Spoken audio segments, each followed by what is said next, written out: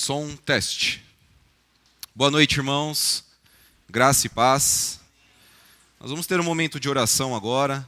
Nós vamos orar pelos enfermos, agradecer pelos dízimos e ofertas e também interceder pelos missionários. Amém? Então feche seus olhos, vamos orar todos juntos. Senhor, nós queremos, Pai, te agradecer por todas as contribuições, Pai, que foram feitas nessa igreja. Pedimos que o Senhor continue abençoando, Pai, todos aqueles que puderam contribuir e aqueles que também não puderam contribuir, Pai. Nós pedimos que o Senhor nos ajude a administrarmos esses recursos, Pai, de uma forma que glorifique o Senhor. Pedimos agora, Senhor, pelos missionários, Pai. Nós clamamos, Senhor, que o Senhor continue sustentando essas famílias, Pai, que o Senhor levantou para pregar o Teu Evangelho. Que o Senhor sustente eles, Pai, em todas as áreas das vidas, Pai. Pedimos que o Senhor sustente eles espiritualmente, Senhor, livrando do maligno, livrando das tentações, Pai. Mas pedimos também que o Senhor sustente eles na parte emocional, que o Senhor dê ânimo a eles para pregar e que o Senhor também sustente fisicamente, Pai, com recursos, com tudo aquilo que eles precisam, Pai. Que o Senhor levante também igrejas para auxiliar nesse trabalho tão importante.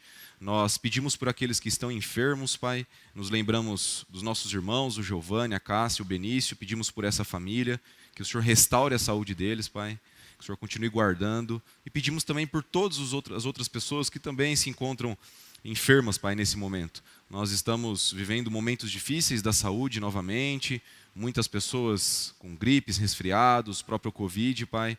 Nós pedimos que o Senhor tenha misericórdia da nossa nação, pedimos que o Senhor abençoe todos aqueles que estão trabalhando, Pai, para isso, né, profissionais de saúde. Nós temos visto muitas reclamações. Que o Senhor abençoe, Pai, aqueles que estão trabalhando, abençoe aqueles que precisam de atendimento, Pai. Pedimos que o Senhor tenha misericórdia dessas vidas e que, se possível, Pai, o Senhor cure todas elas, Pai, mas que seja feita a Tua vontade. Essa é a nossa oração. Pedimos também pela continuidade do culto, que o Senhor abençoe a pregação, Pai. Que o Senhor me ajude a pregar o Teu Evangelho e que o Senhor abra os corações dos meus irmãos para que a gente possa absorver essa palavra, colocar em prática e assim glorificar o Teu nome. Essa é a nossa oração, no nome de Jesus Cristo. Amém. Irmãos, as crianças podem subir, tá? Até 7 anos. E eu convido os irmãos a abrirem suas Bíblias no livro do profeta Daniel. Livro do profeta Daniel, capítulo 6.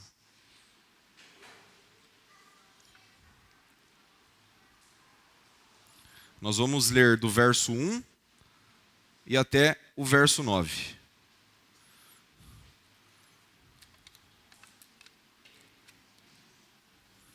Daniel, capítulo 6, do verso 1 até o 9.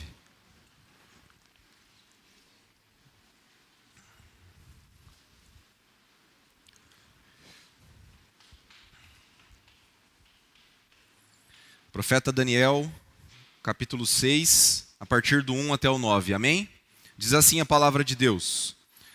Pareceu bem a Dario nomear no reino 120 sátrapas, para governar todo o reino, e acima deles 3 superiores, dos quais Daniel era um, a fim de que esses sátrapas lhes dessem conta e que o rei não sofresse dano. Então o mesmo Daniel se destacou entre esses superiores e sátrapas, porque havia nele um espírito extraordinário, e o rei pensava nomeá-lo para governar todo o reino. Enquanto isso, os superiores e os sátrapas procuravam um motivo para acusar Daniel em sua administração do reino, mas não conseguiam encontrar motivo ou falha alguma, porque ele era fiel, e não havia nenhum erro nem falta nele. Esses homens disseram: nunca encontraremos motivo algum contra esse Daniel, a menos que o procuremos no que diz respeito à lei do seu Deus. Então os presidentes e os sátrapas foram juntos ao rei e disseram-lhe assim: ó rei Dario, vive para sempre. Todos os superiores do reino, os prefeitos e os sátrapas, os conselheiros e os governadores concordaram em que o rei deveria baixar um decreto, uma determinação real, de que por um período de 30 dias, todo aquele que fizer uma petição a qualquer Deus ou a qualquer homem, exceto a ti, ó rei, seja lançado na cova dos leões. Ó rei, agora emite o decreto e assina o edital para que não seja mudado conforme a lei dos medos e dos persas, que não se pode revogar. Em virtude disso, o rei Dario assinou o edital do decreto. Até aqui, irmãos. Irmãos, nós somos influenciados por absolutamente tudo que está à nossa volta. Então, desde que a gente nasce, a gente vai ver a maneira como nós somos criados pelos nossos pais, a convivência que a gente tem com os nossos irmãos, para aqueles que têm irmãos, até mesmo os primos, os nossos amigos. Aí depois a gente vai ver os nossos professores na escola nos influenciando. Nós vamos ver também os nossos colegas de trabalho, a igreja local, os nossos irmãos em Cristo e etc. E tudo isso vai resultar em quem nós somos, como nós agimos e como nós interagimos com as pessoas que estão à nossa volta e também com o mundo ao nosso redor. E essa influência que a gente sofre de todas essas coisas pode ser uma influência positiva, mas pode ser também uma influência negativa. Fato é que o nosso comportamento, ele vai se moldando e ele vai mudando conforme essas influências. E da mesma forma que nós somos influenciados, nós também influenciamos na vida daqueles que estão próximos de nós. E quando a gente é crente, quando nós somos cristãos, essa responsabilidade de influência, ela se torna ainda maior. Por quê, irmãos? Porque nós somos representantes de um reino. Então a forma como nós influenciamos as outras pessoas importa muito para Deus. E o que eu quero trabalhar com os irmãos nessa noite é o seguinte: o verdadeiro cristão, ele influencia ao invés de ser influenciado, e ele faz isso através do seu bom testemunho e através da sua fé. O que nós temos aqui é um relato sobre Daniel, chamado de um dos profetas maiores, não maior por importância, maior pelos textos que escreveu. E Daniel é conhecido como um dos profetas maiores, e essa história aqui que a gente leu, ela acontece no momento em que o povo está exilado, o que a gente chama de exílio babilônico. O que significa isso? Significa que o povo judeu estava prisioneiro lá na Babilônia. Esse é o exílio, eles estavam exilados. E é importante entendermos que esse período aqui, o maior risco que o povo judeu corria nesse período não era estar debaixo do domínio de outro povo. Na verdade, o maior perigo, o risco que o povo judeu estava vivendo nesse momento era de perder a sua identidade como um povo de Deus. Ou seja, o povo judeu podia simplesmente perder a fé em Cristo, apostatar da fé, por influência do outro povo, os babilônios. Através da história de Daniel, nós vamos ver uma chamada à resistência. É isso que a gente vê nessa história. Nesse ponto, Daniel ele já é um senhor de idade. É muito provável que ele já estivesse até mesmo parcialmente aposentado. E quem estava no poder agora era Ciro, o persa. Ele invadiu, dominou a cidade e ele assumiu o trono. E no nosso texto aparece um rei aqui chamado Dario. Alguns estudiosos dizem que é a mesma pessoa. Ciro e Dario são as mesmas pessoas. Outros dizem que, na verdade, Dario era alguém escolhido por Ciro para governar a Babilônia. Estudando e vendo os comentaristas, irmãos, eu acredito se tratar da mesma pessoa. Então, quando a gente vê aqui o rei Ciro e Dario, se trata da mesma pessoa. Eu separei o sermão em 2 pontos. E o primeiro ponto é o seguinte: não dê um mau testemunho. Era impossível para Dario ter o controle de todo o reino. Era impossível para esse rei cuidar de tudo sozinho, supervisionar todos os trabalhadores, examinar todas as contas e todas as tarefas que estavam sendo feitas. E por isso ele dependia de subordinados que garantissem que o trabalho estava sendo bem feito. Olha só os versos 1 e 2. Pareceu bem a Dario, nomear no reino 120 sátrapas. Esses sátrapas que aparecem aqui é uma espécie de governadores, lideranças, para governar todo o reino. E acima deles, 3 superiores, dos quais Daniel era um, a fim de que esses sátrapas lhes dessem conta e que o rei não sofresse dano.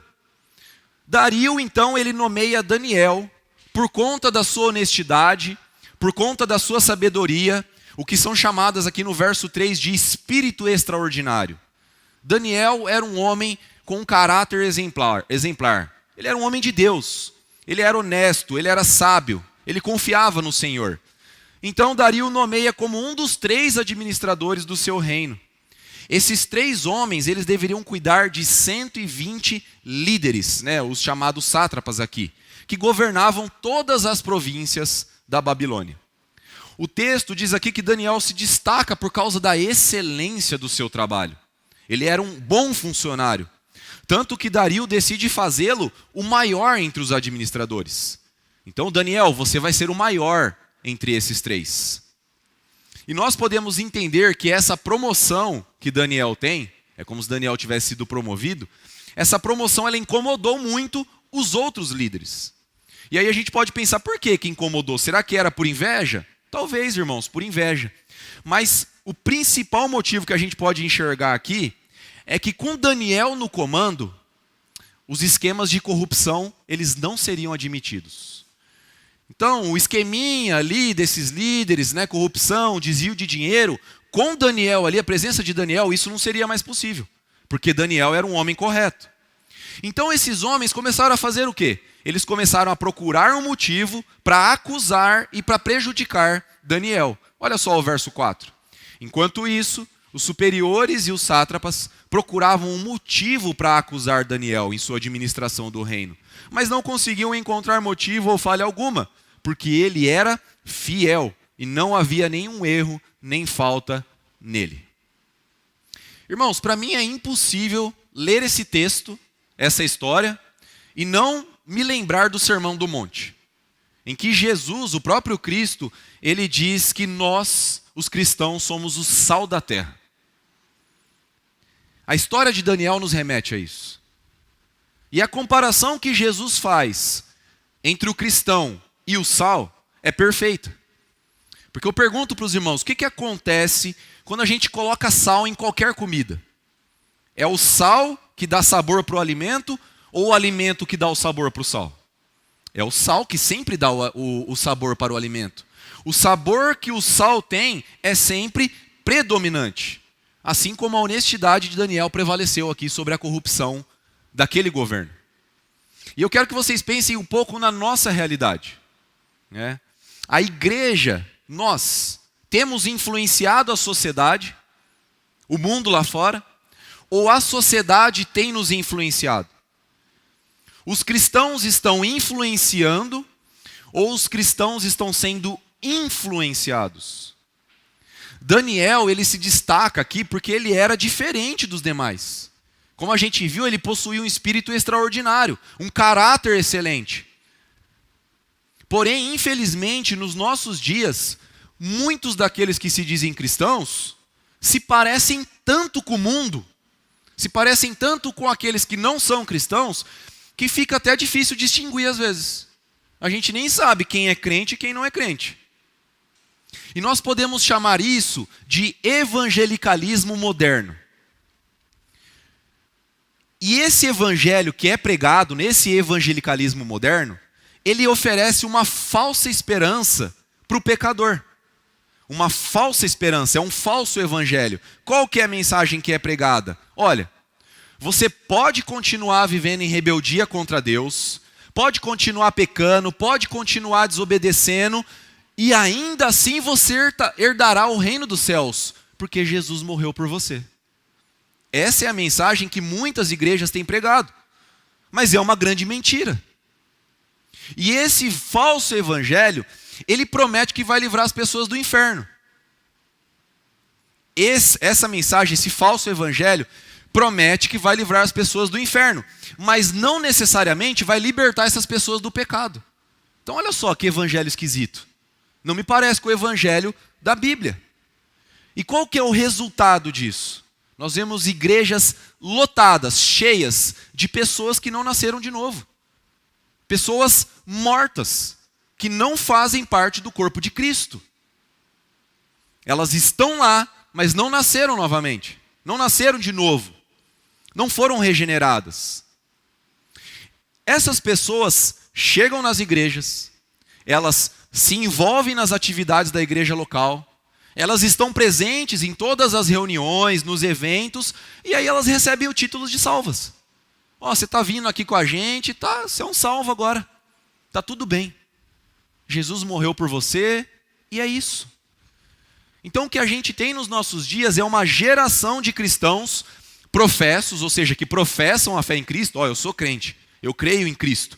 Mas que muitas vezes se comportam durante a semana, ou seja, fora da igreja, como um ímpio. O que é um ímpio? O ímpio é aquele que vive em rebeldia contra Deus, aquele que não obedece à palavra. E aí nós chegamos no ponto que eu quero tratar. O testemunho da igreja para o mundo, dessa forma aqui, se torna uma grande vergonha. E se a gente se considera uma igreja bíblica, a gente entra no meio também.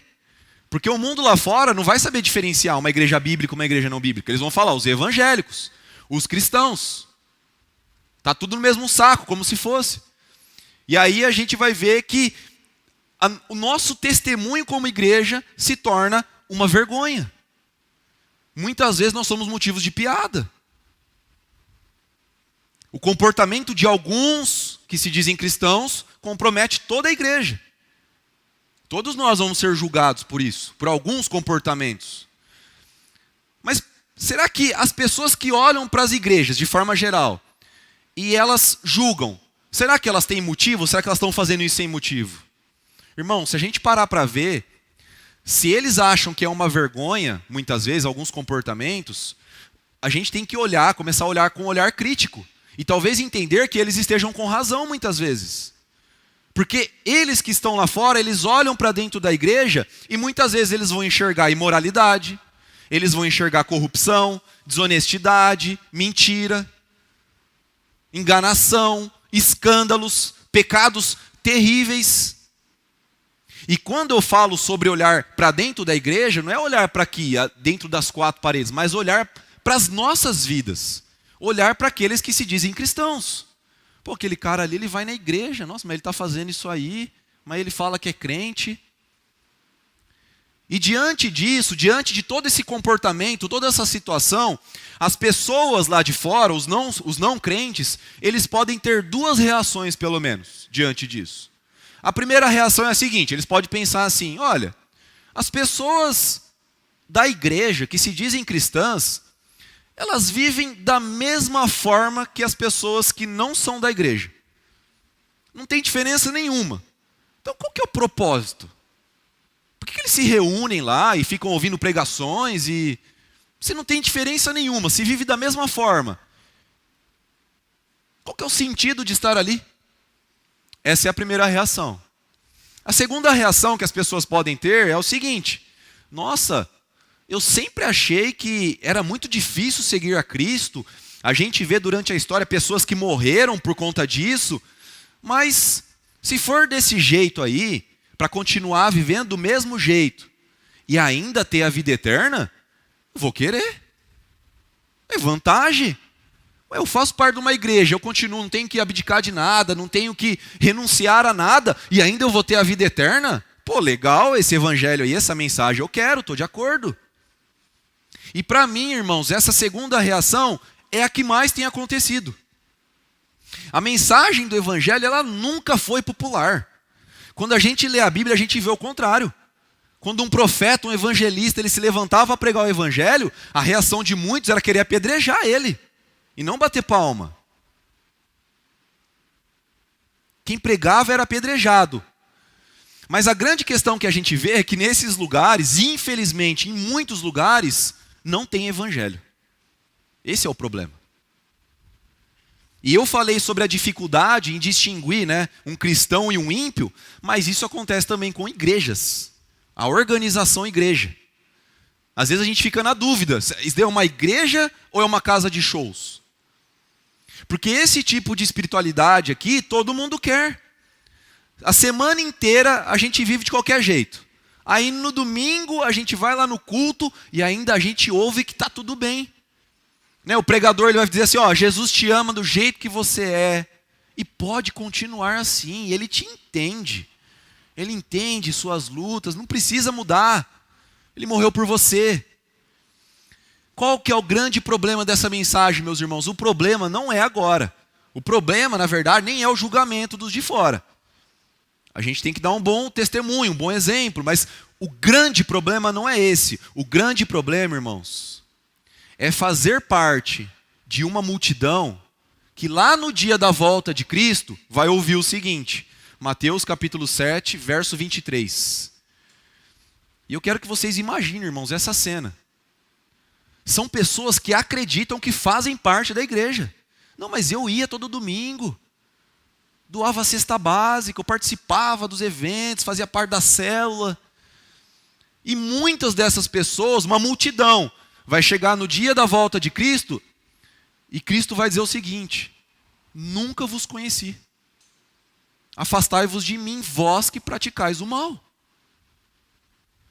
E eu gostaria que você pensasse por um momento se existe a possibilidade de você fazer parte dessa multidão. De você fazer parte desse grupo. Ou seja, um grupo que acredita fazer parte da igreja, mas na verdade não faz. Você tem dado um bom testemunho? Ou você tem sido uma vergonha para o evangelho? O que é a igreja para você? A igreja é um clube que você frequenta nos finais de semana? Ou a igreja é o corpo de Cristo? Qual que é o seu testemunho na sua família? Você é um bom pai? Você é uma boa mãe? Um bom irmão? Um bom filho? Qual que é o seu testemunho no trabalho? Se a gente perguntasse para a sua liderança, para o seu chefe, olha, o fulano de tal é um bom funcionário? Qual que seria a resposta? Qual que é o seu testemunho na faculdade, na escola? Os seus amigos, seus colegas, eles sabem que você é crente? Como que é o seu comportamento no dia a dia? Os seus olhares, o seu linguajar, as conversas que você tem, as suas conversas, os lugares que você frequenta, as pessoas com quem você anda. Quais são os programas, os filmes, as séries que você assiste? Quais são as músicas que você escuta? Nós, cristãos, deveríamos ser aqueles que fazem tudo com excelência. E tudo é tudo mesmo. E por que a gente deveria ser aqueles que fazem tudo com excelência? Porque nós fazemos, ou deveríamos fazer, tudo para Deus, tudo para glorificar a Deus. Romanos 10, 31 diz, portanto, seja comendo, seja bebendo, seja fazendo qualquer outra coisa, fazei tudo para a glória de Deus. Esse texto aqui fala sobre comida e bebida porque são as coisas mais básicas para os seres humanos. O que quer dizer isso? Quer dizer que, por menor que seja o que você esteja fazendo, você tem que fazer para a glória de Deus. Será que quando a gente faz algo incompleto, a gente faz algo relaxado de qualquer jeito, será que Deus está sendo glorificado com isso? Quando a gente é um mau funcionário, um mau aluno, um mau pai, uma má mãe, um mau membro de igreja, um mau irmão em Cristo para os meus irmãos, para o corpo aqui, será que Deus é glorificado dessa forma? Será que dessa forma nós estamos dando um bom testemunho para os de fora? Um bom testemunho de vida? Então esse é o nosso primeiro ponto. Não dê um mau testemunho. E o nosso segundo ponto é, não negocie a sua fé. O caráter de Daniel aqui, do profeta Daniel, era tão impecável que não era possível acusá-lo de mal algum. Restando, o que restou para aqueles que queriam prejudicar Daniel? Restando apenas a possibilidade de ele ser incriminado na fé dele. Essa era a única forma de incriminar Daniel. Então olha só o verso 5. Esses homens disseram, nunca encontraremos motivo algum contra esse Daniel, a menos que o procuremos no que diz respeito à lei do seu Deus. Então os inimigos de Daniel conheciam a sua fé Eles conheciam a sua prática de orar 3 vezes ao dia em sua casa e com as janelas abertas. E a ideia foi a seguinte. A ideia foi, se o rei tornar ilegal a oração a outros deuses que não seja ele, certamente Daniel irá para a cova dos leões. Então, os outros 2 homens que administravam junto com Daniel, mais os 120 líderes, eles marcaram uma audiência com o rei Dario. E obviamente Daniel não foi convidado para essa audiência, para essa reunião. Mas o que o texto mostra aqui é que eles falaram com o rei como se todos os oficiais do reino, do império, estivessem unidos e alinhados nessa proposta. Olha só como as palavras que eles usam, verso 7. Todos os superiores do reino, os prefeitos e os sátrapas, os conselheiros e os governadores, concordaram em que o rei deveria baixar um decreto, uma determinação real, de que por um período de 30 dias, todo aquele que fizer uma petição a qualquer deus ou a qualquer homem, exceto a ti, ó rei, seja lançado na cova dos leões. E essa proposta aqui, ela pareceu agradável aos olhos de Dario.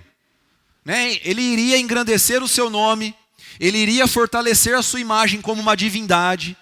O rei Dario, ele seria o único Deus daquele povo durante um mês inteiro. E eu falo único Deus porque eles eram um povo politeísta. Eles tinham vários deuses. Mas se esse decreto fosse assinado, Dario seria o único Deus por um mês inteiro. E além disso, os oficiais, eles pediram também uma sentença para aqueles que descumprissem esse decreto. Qual que era a sentença? Ser jogado na cova dos leões. Uma sentença de morte, uma pena de morte. Então, Dario, encantado com essa proposta, cresce os olhos e ele vai lá e rapidamente ele concorda. E ele manda que essa lei seja escrita e então assinada. E uma vez, meus irmãos, assinada, essa lei ela não poderia ser anulada. Nem mesmo pelo próprio rei. Olha só os versos 8 e 9. Ó rei, agora emite o decreto e assina o edital para que não seja mudado, conforme a lei dos medos e dos persas, que não se pode revogar. Em virtude disso, o rei Dario assinou o edital do decreto. E a palavra de Deus vai nos mostrar que Dario ele amava Daniel. Como eu disse, Daniel era um bom funcionário. Só que através de uma ação precipitada, sem pensar, Dario ele colocou a vida de Daniel em perigo. E após o decreto de Dario, não deve ter demorado muito, meus irmãos, para que a notícia chegasse até Daniel. E Daniel tomasse conhecimento desse decreto. E com certeza os inimigos de Daniel já estavam ali, vigiando.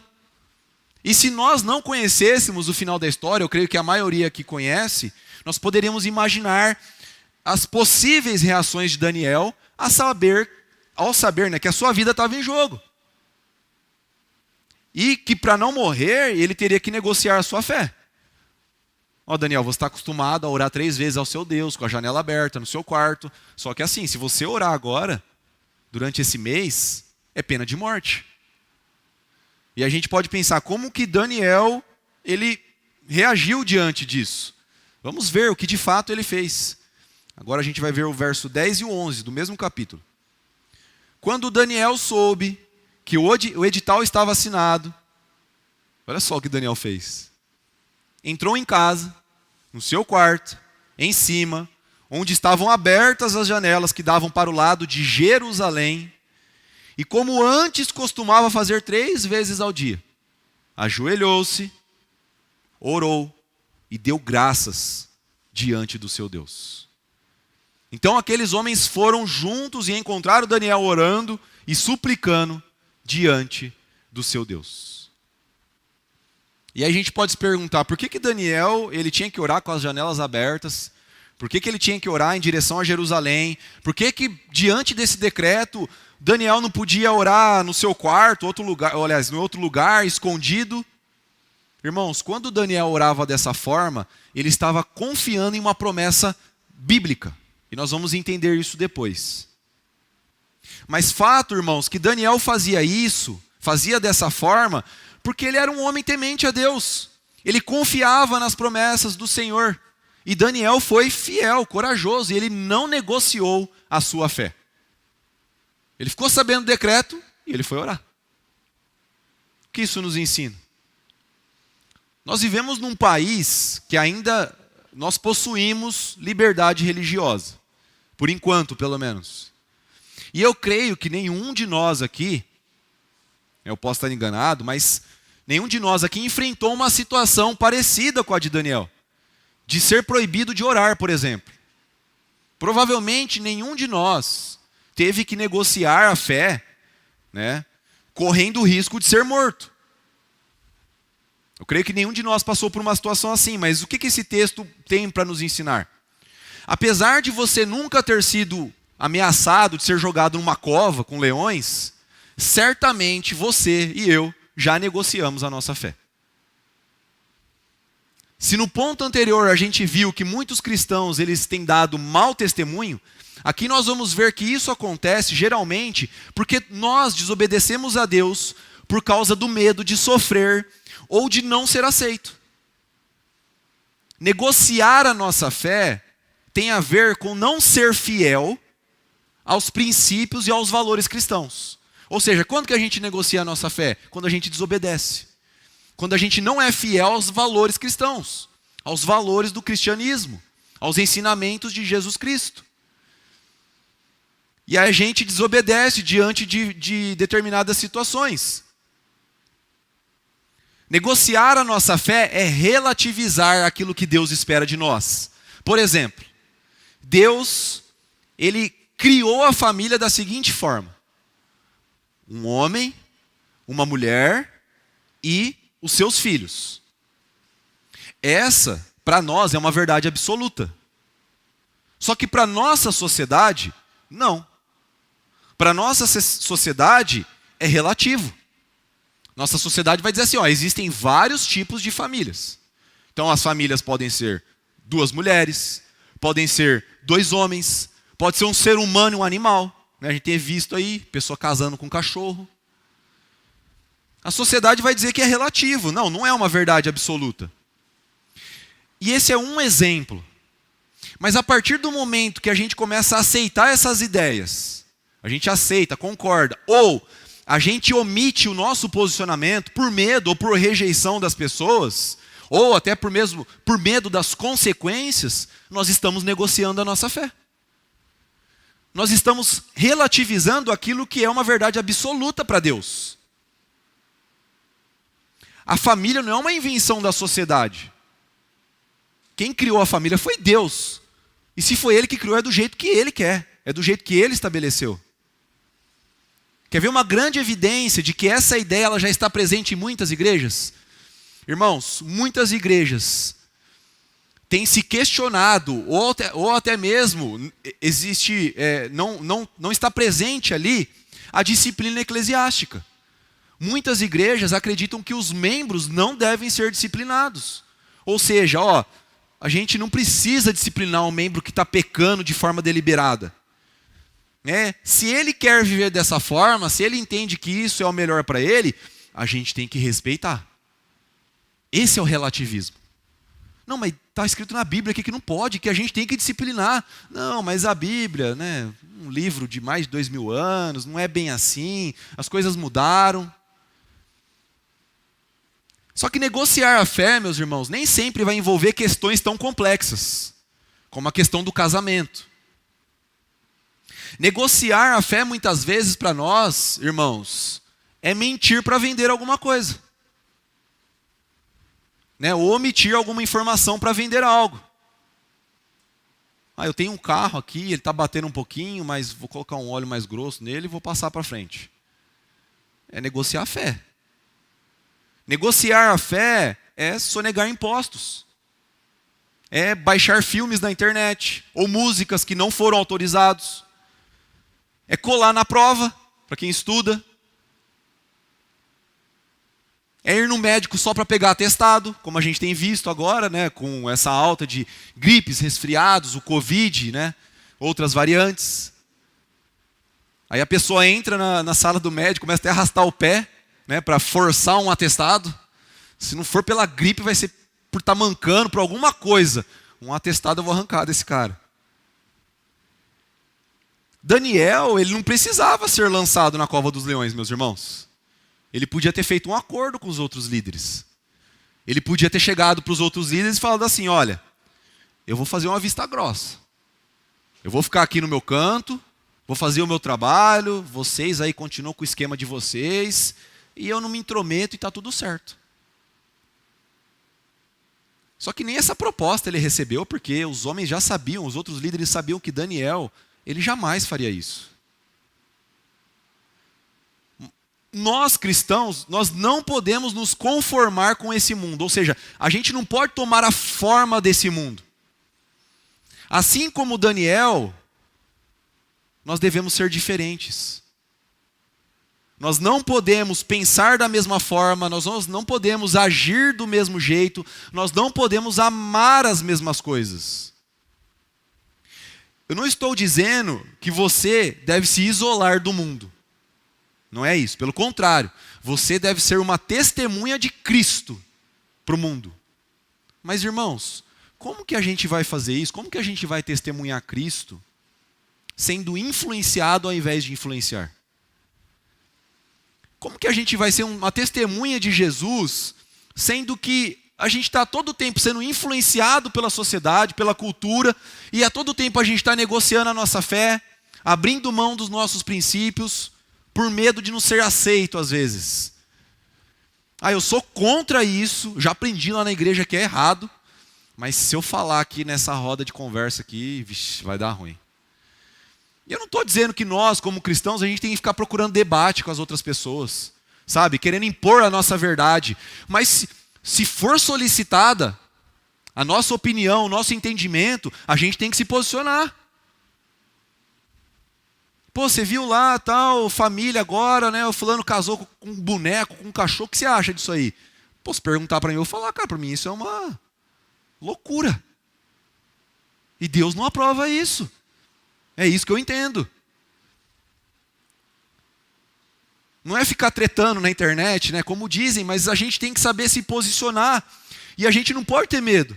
A gente tem que olhar para a história de Daniel, para a vida de Daniel e saber que nós devemos influenciar. Deus disse, Jesus disse que nós somos sal da terra e luz do mundo. É o sal que dá sabor. Então nós somos o tempero da sociedade. Cada um aonde está inserido.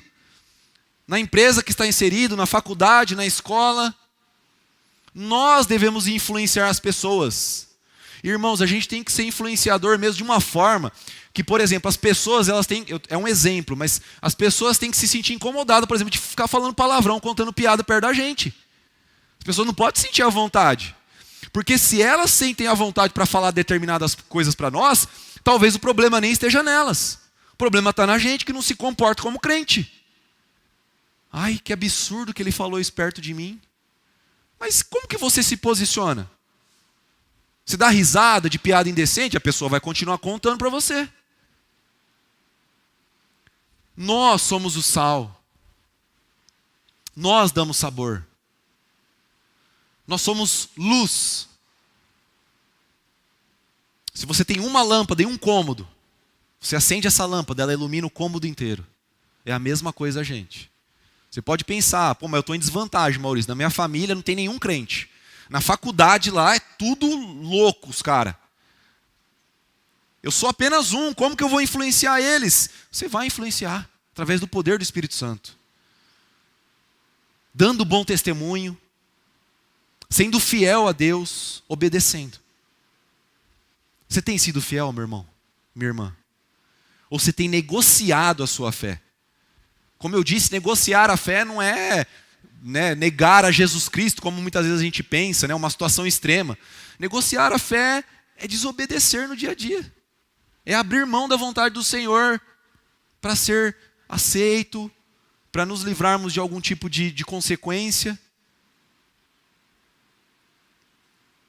Vocês se lembram que eu disse que o motivo de Daniel orar com as janelas abertas e voltado para Jerusalém era por causa de uma promessa? Os irmãos se lembram disso?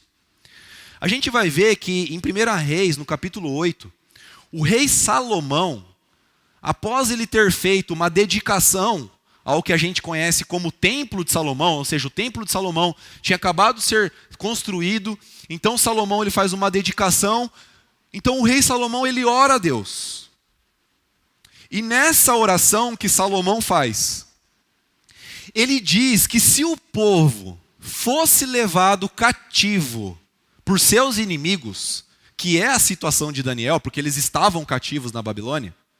Então olha só, Salomão diz que caso o povo de Deus, os judeus, fossem levados cativos por seus inimigos, eles deveriam fazer o quê? Não importa onde eles estivessem, eles deveriam olhar para a terra que Deus havia escolhido, ou seja, Jerusalém. E aonde Deus tinha escolhido para ser levantado o seu templo, Jerusalém. Ou seja, quando algum do povo de Deus fosse levado cativo, eles deveriam olhar para Jerusalém na direção do templo. O que isso significava? Mesmo que exilados, e mesmo que nesse lugar onde eles estivessem sem o templo, eles poderiam orar ao Senhor, porque Deus ainda estaria no seu trono e estaria ouvindo as orações. Daniel, ele confiava nessa promessa. E era por causa dessa promessa que ele orava assim. Ele não orava para se mostrar, não. Ele orava no seu quarto, ele na janela, em direção ao templo, em direção a Jerusalém. E após aqueles homens, eles encontrarem Daniel orando, eles foram até a presença de Dario, até a presença do rei, e exigiram que a sentença ela fosse aplicada. Dario ele ficou muito triste. Ele tentou livrar Daniel dessa pena de morte, só que o decreto ele não podia ser mudado, meus irmãos. Então Daniel ele foi lançado na cova dos leões, né? A história que a gente conta para as crianças. Ele foi de fato. Só que na história que a gente vê, geralmente é uma ilustração bonitinha. Mas não era bonitinho, irmãos. Eram leões. Que naturalmente devorariam Daniel ali. Era uma pena de morte. E Daniel passou a noite toda nessa cova.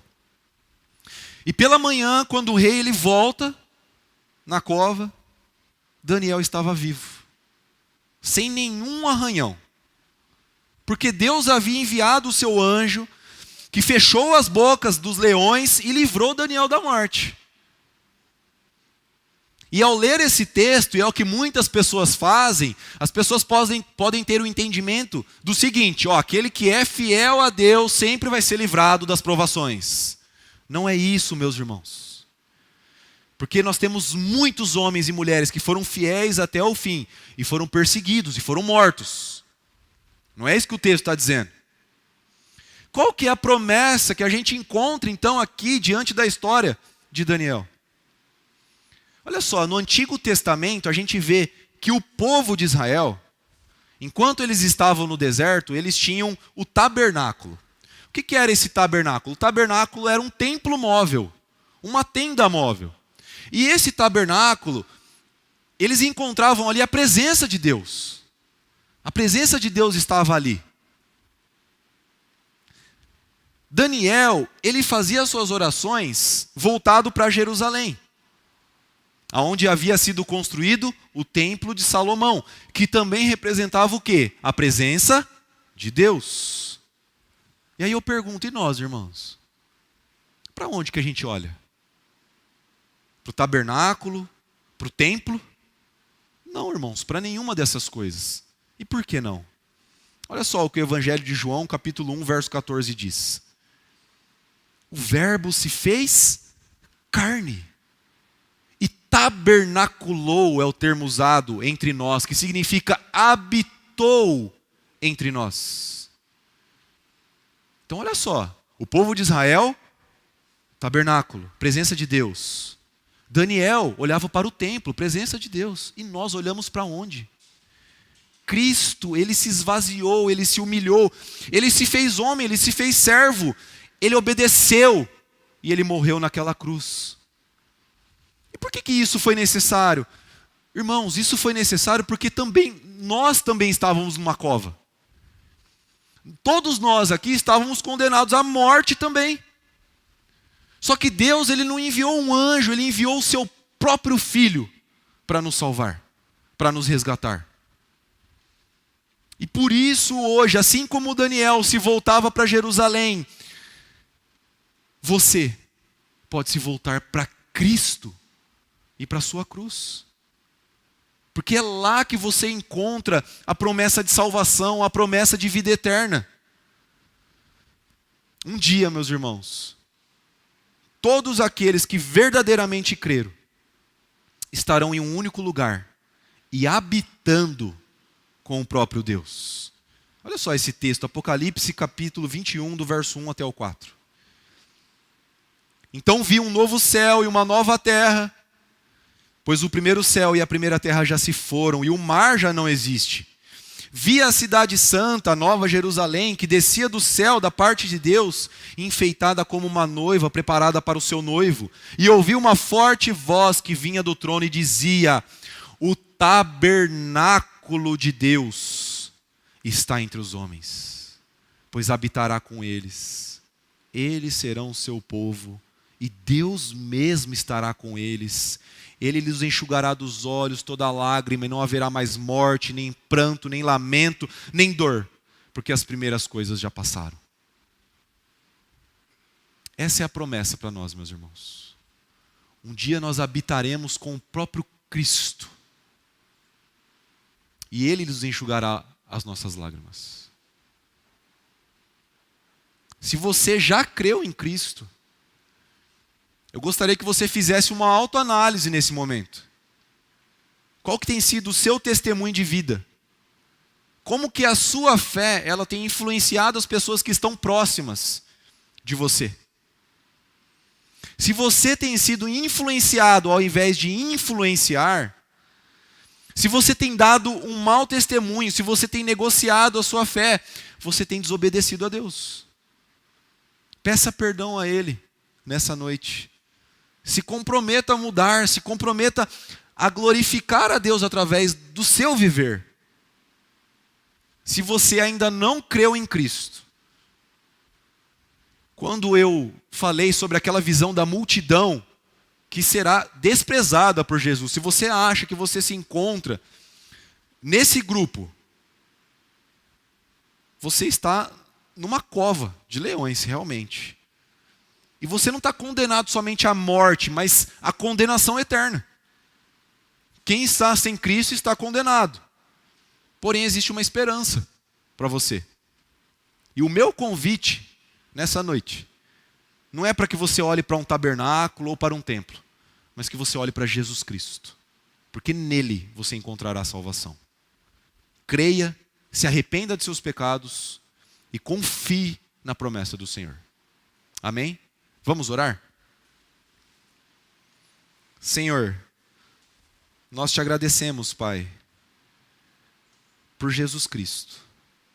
Te agradecemos, Pai, e te louvamos pela nossa salvação através do Teu Filho, Pai.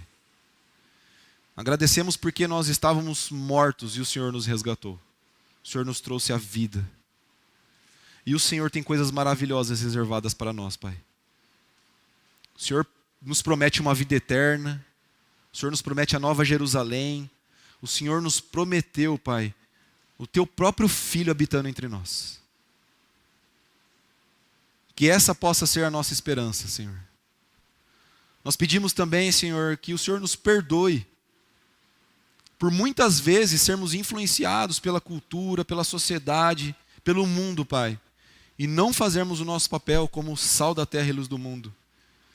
Mas pedimos também, Pai, que o Senhor nos conceda a graça, que o Senhor nos revista com o Teu Espírito Santo, Pai, e que eu e os meus irmãos, nós possamos ser influenciadores na sociedade.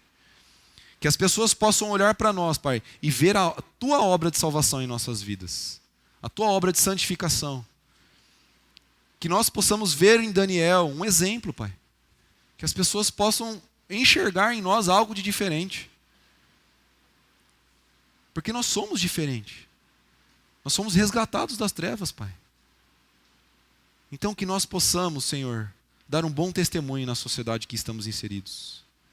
Em nossos lares, com os nossos familiares, entre os nossos amigos, no nosso trabalho, nossa escola, Pai.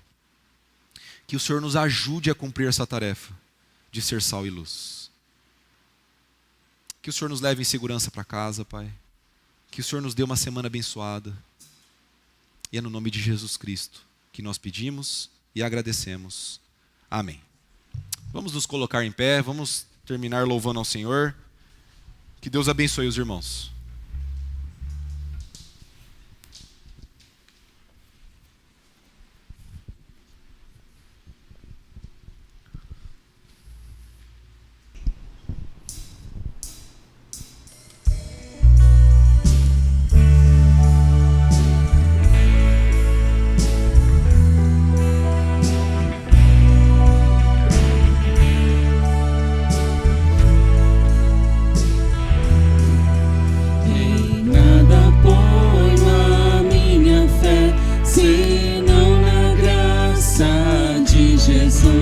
No sacrifício remidor, no sangue do bom Redentor, a minha fé e o meu amor estão firmados no Senhor, estão firmados no Senhor.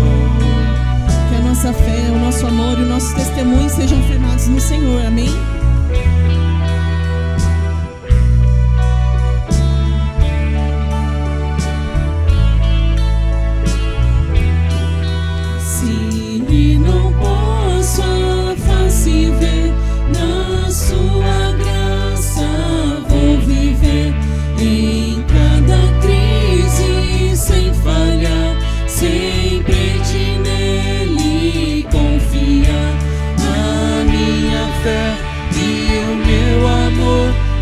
Estão firmados no Senhor, estão firmados no Senhor.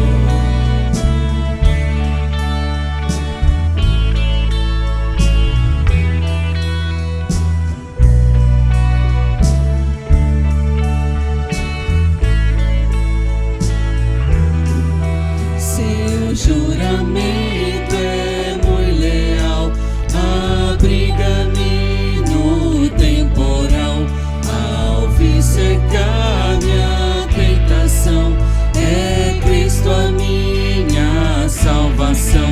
A minha fé e o meu amor estão firmados no Senhor, estão firmados no Senhor.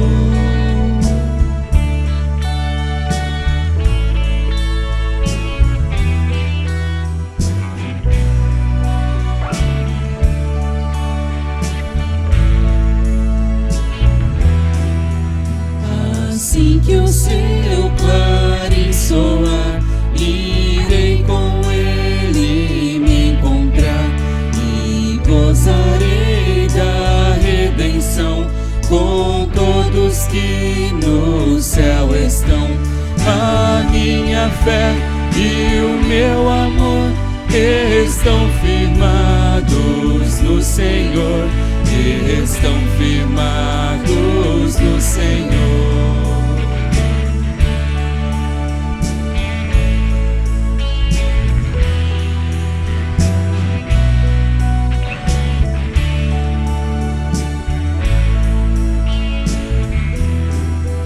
A minha fé e o meu amor estão firmados no Senhor, estão firmados no Senhor. Amém, irmãos. Deus abençoe. Uma boa semana a todos. Amém.